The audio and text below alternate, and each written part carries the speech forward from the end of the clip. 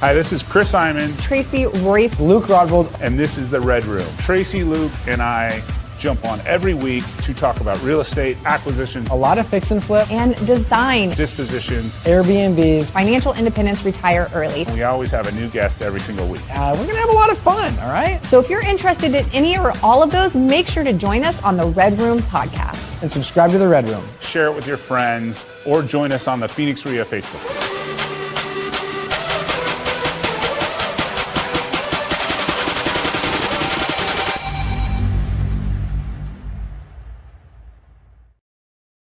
Voila, there's the intro. Here we go.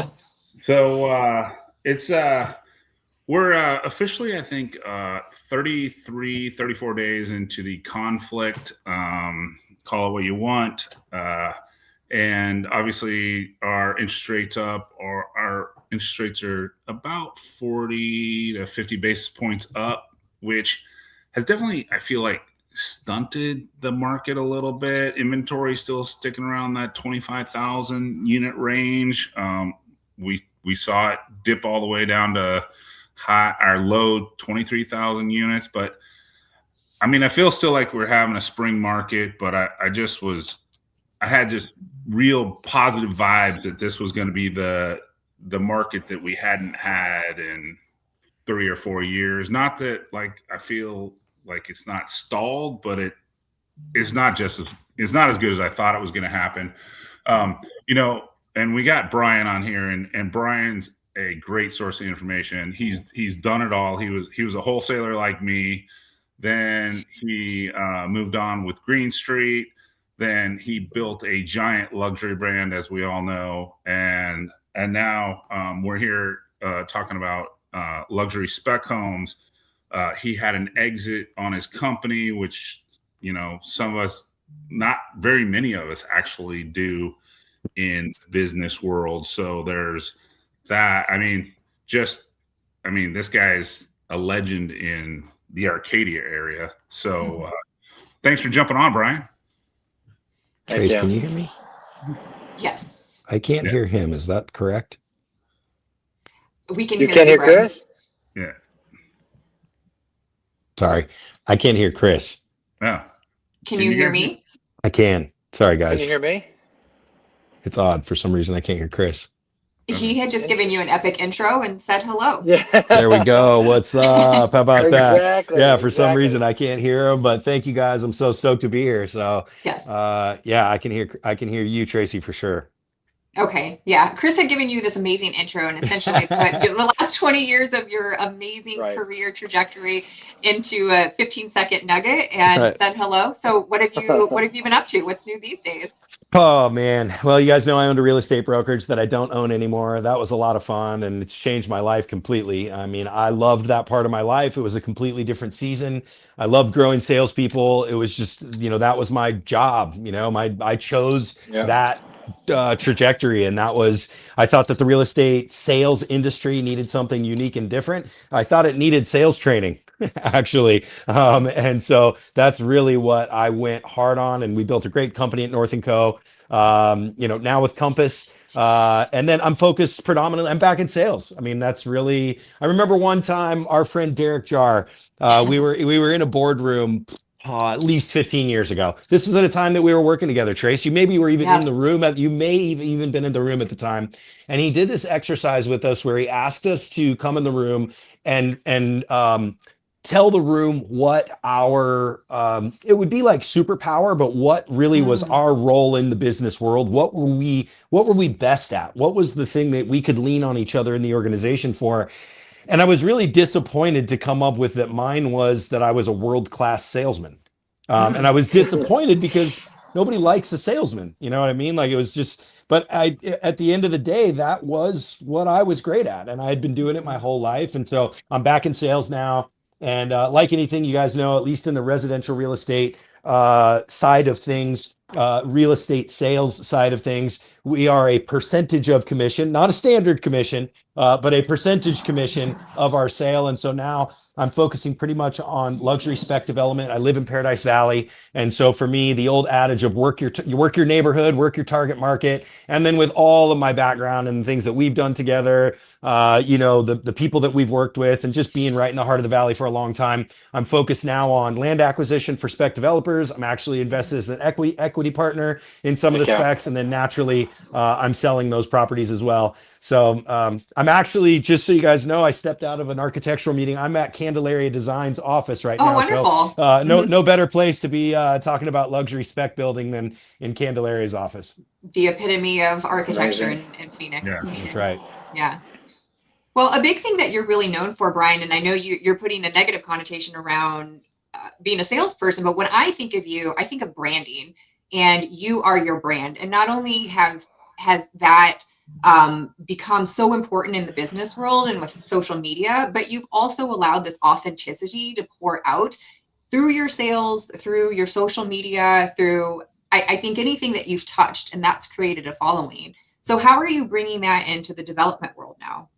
Yeah, for sure. I mean, look, so I'm going to methodize this for you guys. I'm going to talk method, and then I'm going to talk artistry, right? I think there's really two very distinct components. And Chris, I don't know if you remember this, but it was probably 4 or so years ago, I really leaned into bringing a positive outlook on the world to social media. And I remember, Chris, you texted me and you said, "Hey man, I see what you're doing, but like, what's it for?"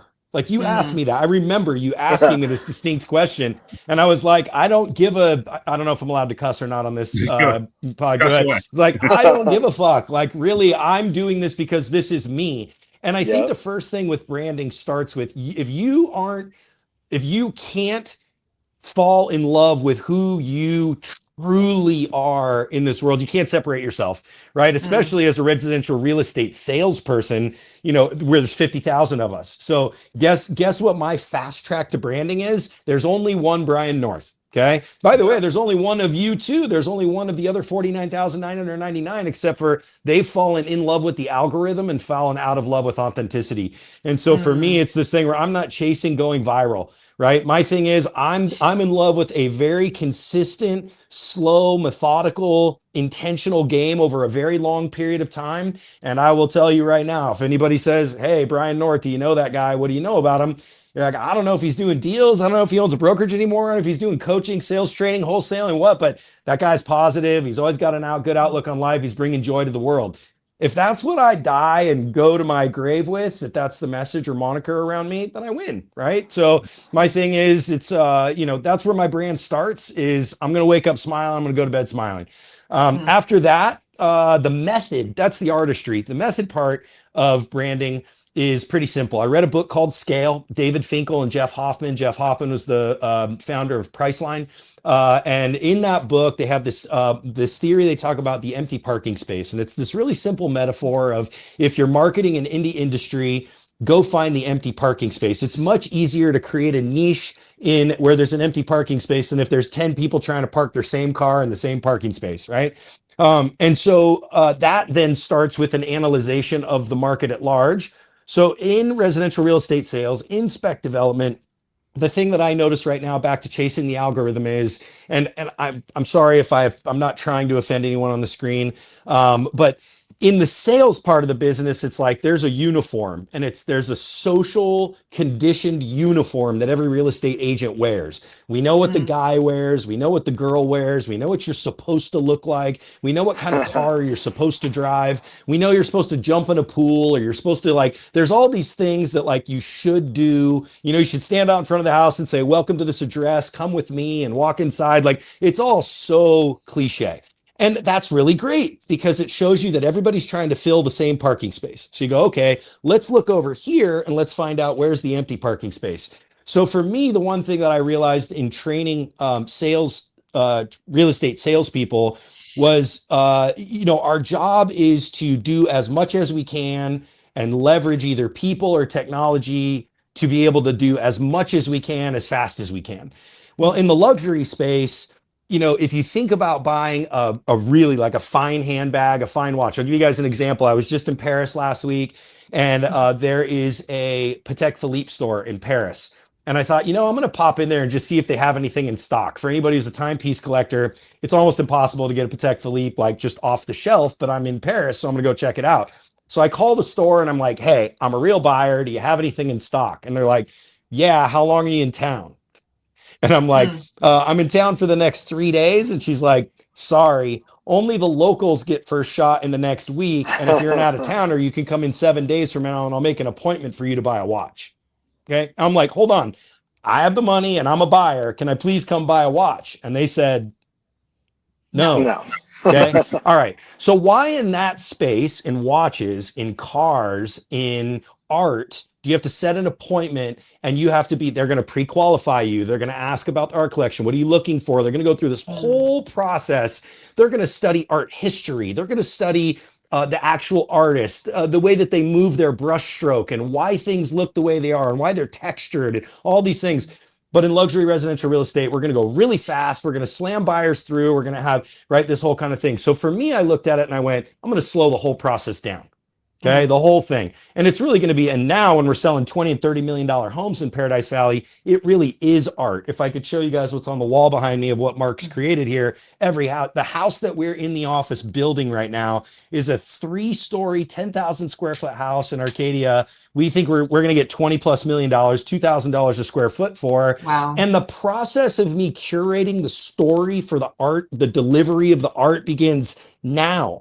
Right? Everything begins now. It's why I'm in the meeting. Even if I'm just an innocent bystander listening, is because I have to learn how to create a story instead of listening to the algorithm and delivering 10-second sound bites, because that's what's going to track faster to go viral. I want to go into documentary filmmaking. I want to actually create a story and evoke through emotion long film edits of like a fountain draining water and telling a story about where the stone came from, right? So for me, that's it. So then where you go now, what do we name that? Well, we name the brand The Gallery. Okay, pretty simple. So the new team name is called The Gallery, and you can hear how I go through, who am I? What's the empty parking space? What is it that I'm going to do to slow it down? I'm a long game thinker. Now I've got to brand it in something that matches the delivery. And now what do I have to do? I have to deliver. Right? I actually have to go be this thing. So there's how I would go through the process of branding. I love that, Brian, because I think my favorite thing about that is I can't hear Luke either. Damn it! Oh, you can't? Can you hear me or no? No. Are you able to hear me, Brian? We can't hear you now. Brian's muted. Brian, you're muted now. I can hear you. Can you hear me, Brian? Yeah, I can hear you. Yeah. Okay. Can you hear me? Yeah, I can hear, but let's see. That's weird. I wonder. You're going to translate for these guys, unfortunately. But tell me what you're going to say.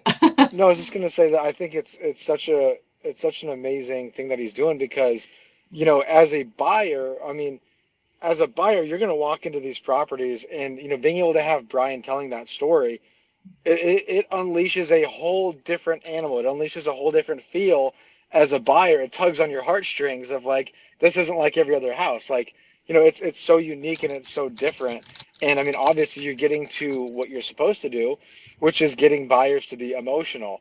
And when they get emotional about the purchase, that's obviously when they'll pull the trigger on it, So I think it's genius. Brian Luce is saying that he thinks it's genius what you're doing because when you start to pull on someone's heartstrings and get them emotional about something, it's a totally different buying game rather than this is a luxurious property. And I feel like that Luke didn't say this, but I'm speaking. I think that luxury is thrown around, just way too loosely now.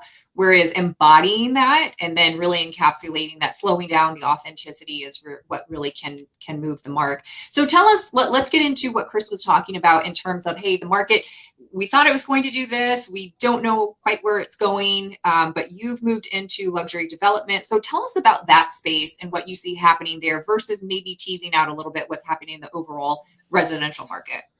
Yeah, look, it's I will say there's a number of places we can kind of jump in here. One, because the margins are so much bigger on luxury real estate, or the commissions are so much bigger, we're seeing kind of a gold rush there. We're seeing a lot more wholesalers in the luxury space than we've ever seen before, which is a unique additional component. It's not unique to me, but it's unique for the landscape.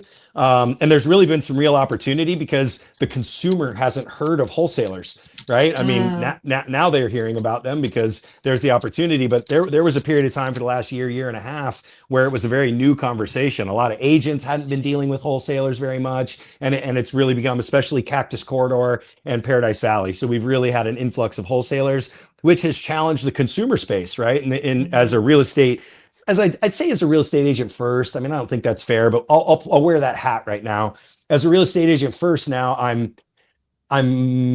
it started as a competition against wholesalers, and now it's about an education, right? I can do both. I mean, I can perform as a principal and I can perform as an agent. So it's a great opportunity for me to be able to educate them. But like in any submarket, you've got your good guys and your bad guys, right? And there's a lot of non-players, newbies that are throwing around assignment contracts on $4 million parcels of dirt, with micro earnest deposits and no exit strategy. And so it's a really interesting, part of that market now as well. The other thing about that's really about this part of the market that's really important is I'll talk specifically about Paradise Valley, is that you have, flat lot Paradise Valley, and you have your quadrants, your submarkets within Paradise Valley. Then you have hillside Paradise Valley, which is a completely different animal. You have sewer Paradise Valley, you have septic Paradise Valley, and then you have the environmental consideration, specifically washes. And now you've got wholesalers entering a market and going, oh, well, if it's in this location, I can see in tax records there was one that just sold 2 doors down for $3.5 million. That must mean this one's worth $3.5 million, without understanding that one's on septic, one's on sewer. One might actually be technically designated hillside versus flat lot, and one might have a big wash that runs through the middle of it versus the other one, and they could be 2 lots away, right? And so there are so many unique intricacies. And then what we're seeing on the uneducated developer side is they're doing the same thing. They're naive and uneducated, so they're looking at, hey, the strike price on this thing is really, really fair. I'm going to take it down, finding out that they've got a really big issue. I have one that I exited to. I thought it was actually the principal buyer. He ended up wholesaling it or taking it down and then reselling it. Check this out. So there's another one, which is, on a corner lot, Paradise Valley, you have double setbacks. Okay. This happened to be a half acre. Okay. And he thought, all right, after it was sold by the wholesaler to him, he realized that he couldn't blade it with double setbacks. He wasn't going to be able to do what he wanted. So he rips the roof off, of the house, and he's going to do a roof off remodel. Well, the town of Paradise Valley drives by and says, hey, we've got a stipulation in our zoning that says if you rip the roof off, you have to demo the whole house. Oh, So he finds a strategy where he's actually going to remodel the place, rips the roof off, and the town of PV tags it and says, you have to tear it down now. And these guys are going to get smoked. I mean, this will be a 7-figure loss on this property for not understanding the intricacies. So it's a very detailed game, and you got to know your stuff. Yeah. How do you see it with holding up against the other spaces that are fluctuating? We'll stay away from the entry level and medium price point, but maybe touching along the luxury market for the resale versus new development. How do you see that holding up versus resale on luxury? Yeah, I mean, look, from my perspective, purely my perspective, I think we're going to be pretty steady, right? Keep in mind the new build stuff, unless you're north of Doubletree. So let's take Doubletree to Shea. Let's take that out of the equation for a second. It's kind of its own animal. So we're going to go south of Doubletree all the way to Camelback Road or Camelback Mountain in Paradise Valley, for example. If you're going to get a new construction home, you're going to pay more than $10 million. Okay. So it's a different animal, right? And what I think that does, listen up, everybody, is I think right now we're on the front end of a remodel boom in Paradise Valley that, by the way, hasn't happened. I have no proof of it. I just believe it's there. I believe there's a real opportunity there to be able to go find a 2003 Candelaria that's a phenomenally architected home, an extremely well-built home on a really good lot. That, by the way, was probably a Tuscan, orange faux paint, tile roof, turret entry kind of deal, and turn that into a beautiful Spanish modern or Spanish Mediterranean and exit it at $6.5 or $7 million with it's been soup to nuts redone, and you don't have to wait. That's the other thing. Your carry costs are going to be less, right? Your permitting timeline might be, a little bit quicker. Your strike price could be better. I mean, there's a lot of opportunity there. I think there's going to be a really, really good, because right now, what I can tell you about what I know is coming in the market, personally, I think there's a glut of $16 million homes, which is wild to say out loud. Wow. Right? There's a glut of $16 million homes, and there's some guys that are going to build a poor product on a not great street. They didn't quite know their submarket. They've overpaid, overspent, overcarried. They're going to have to get 16 million bucks. And there's going to be some really great houses that you can redeliver in a shorter period of time with shorter carry costs, less risk, for 6 to 9 million bucks. And there's going to be a lot of buyers excited about that house. Mm-hmm. Do you either of you guys want to try your audio again and see if Brian can hear you? You can hear me, Brian, or no? Nope. No, it's so weird. Still can't hear me. Such a bummer. I can hear you, Trace. It's just you and I, girl. Yeah, I know, apparently. And we were just saying, for those who don't know, Brian and I have known each other since like the early 2000s, and we've seen each other through different, different phases in life and different phases in business. So this is absolutely fascinating. And I think that a lot of people are paying attention not only to the remodel market, but also to the luxury as well. So is this what else do you see if people want to get into the space or need to know about the space before they dip their toe in? Because investors tend to think, well, I've done remodeling really well. Why don't I just go develop? And then to your point, they're making these sort of mistakes. So what else can you point to, like, need to know if you're thinking about getting into luxury development? Yeah, and subject to how much time we have too, I can also try and hang up and log back in. That might work too. It would take 5 seconds to do, so I could try that. To answer this question really quick, one thing that I would do is that I think is really important is try and get with a few agents who are working with as many buyers in the luxury space as possible. And again, I keep talking about Paradise Valley because it's the market. Did we lose him? He might have just. Oh, Grace, can you hear me? He's back. He's back. Yep. Oh. Can you hear the guys? It's so guys, tell me what awesome. you want me to ask you. Brian, bark twice if you're in Milwaukee. Oh no, guys! Please tell me what you would like me to ask. Yeah, so like obviously he's an Arcadia guy. Notice that like most of the stuff really is happening in the Cactus Corridor, and I can hear him. I can hear you, Chris. Yeah. There it is. There it All is. right, we're back. there it is. So yeah, I was That's gonna right. ask, Can you like, hear all I know, this now? I know you spent a lot of time in Arcadia, obviously, and that was kind of like Green Street was all heavy in Arcadia, but like PV, I always thought when Arcadia was going, I was like, people are only selling PVs for like $600, $700 a foot. I was like, there's a missed opportunity here. And I actually did 4 PV specs. And then, I sold the last one like January of 2020. And I'm just like, and then COVID happened. And I'm like, oh, this whole thing's coming to an end. And I did not see the hockey stick that was about to happen. Now I'm back in 3 new ones where I'm just an equity guy.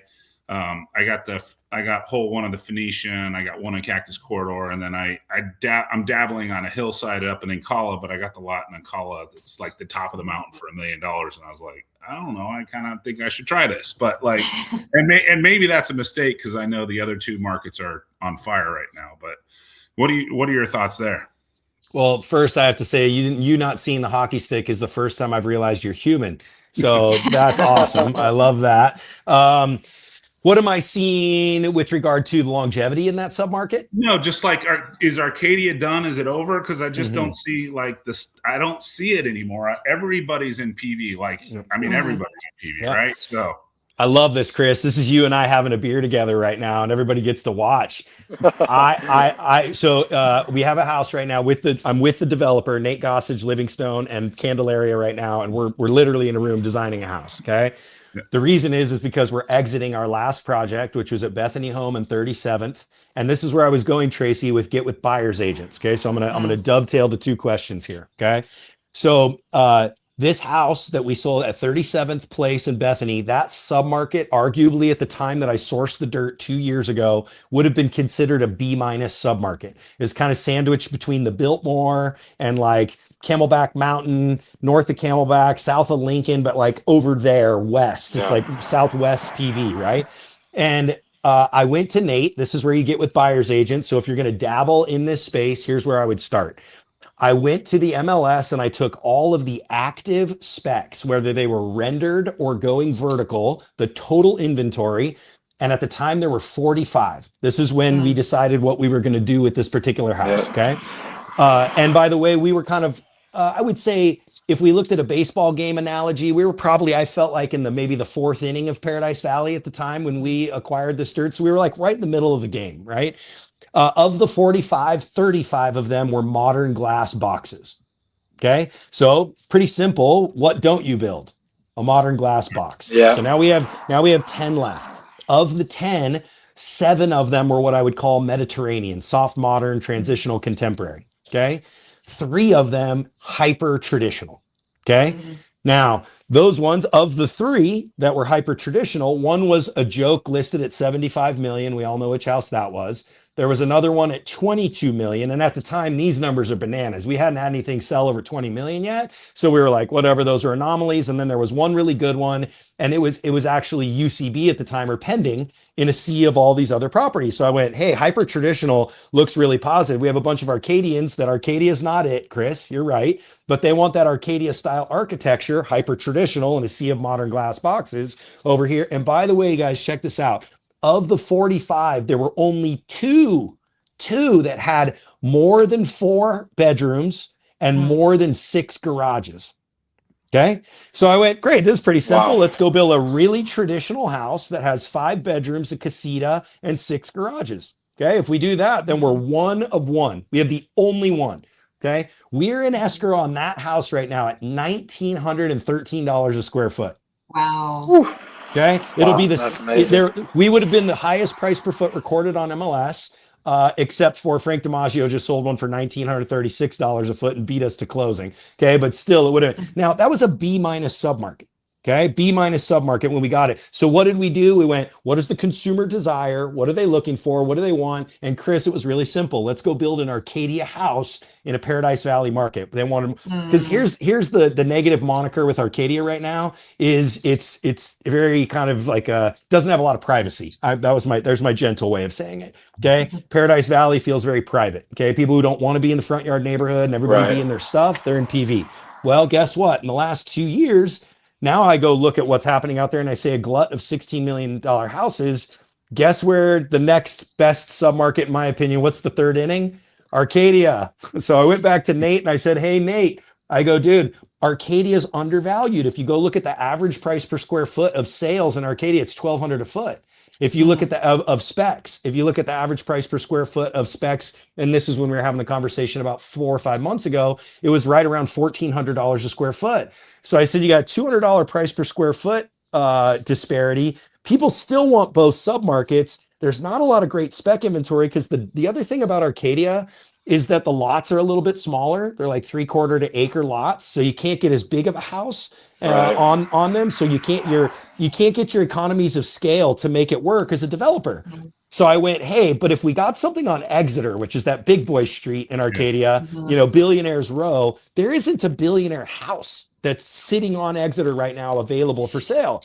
So I said, Nate, let's go hunt lots in Arcadia. Let's find one on Exeter and get an absolutely A++ premier lot. Then let's go sit with Mark and build an absolutely bananas house. Like you guys, we have features in the house, like a wrapping room. So you can wrap your presents in a room in the house. we were just. But you guys don't already have one? I mean, come on. I mean, we're talking. You guys, this is golf simulator. Right. How about this? We've got a golf simulator. We've got full sauna, spa room, wellness center, 5 bedrooms, a gallery, living room. The breakfast room is like a breakfast gallery. We have an orangery. This is where you harvest your oranges in Arcadia in the house. Oh my gosh. We have, how about this? We're short on garage space in Arcadia. We have a 4-car above ground garage and 2 of the bays have a lift that go down into the basement. Gosh. So you can see it from your speakeasy. Like this. So we're like, let's go build the sickest thing on the sickest lot in Arcadia, because Arcadia seems underpriced compared to Paradise Valley right now, and we're ahead of that game. So you guys can hear this is really like in the market stuff. But Chris, you're right. Arcadia has not been it for the last 2 years, and I think Arcadia is next. Yeah. So I mean, something that I take from this, Brian, is that you know your market better than anybody. You know, and I mean that's the thing is that, you know, I think what I've learned too is that anytime I try ever going into a market that I'm not super familiar in, it doesn't typically go as well as I want it to. But when I stay in my market that I'm really good at, it tends to go well, you know. And so being the absolute best at what you do in your market and just knowing every detail, I mean, every single detail of you know, every street. I mean, that's just something that not a lot of people do and not a lot of people have that knowledge of. And obviously you know, it pays off for you, you know? Yeah, and you know, Luke, too, what again, back to long game, right? I've been saying it over and over and over again. What you get when you stay true to a submarket or geography, and what you hear me doing, what you hear Chris and I doing over a beer right now, is I'm talking about intuition. I'm not even totally talking about data. When you are so specific about think about any asset class. Think about equities in the stock market or crypto, like cryptocurrency. You guys want to say, I would be like, I wouldn't know anything. You know what I mean? I'd be so, but you talk about someone who's been in it for 10 years and they're going to show you the candle here and the dip here and the, you know, they're all these crazy graphs. And so, you know, my thing is when you stay true to a geography over a long period of time, intuition enters the game. And when you can make decisions on gut, right, that don't all the way make sense, but you just know, and there's no one that can knock you off your horse, that's when you can really get some big wins in the investment space. Couldn't agree more. I could not agree more with that. So what's like what is the new luxury? Is it 10 million? Is that the new luxury? Like, because I gotta admit, I'm building a cactus corridor. It's 5,400 square feet. It's gonna go up for like 4.9.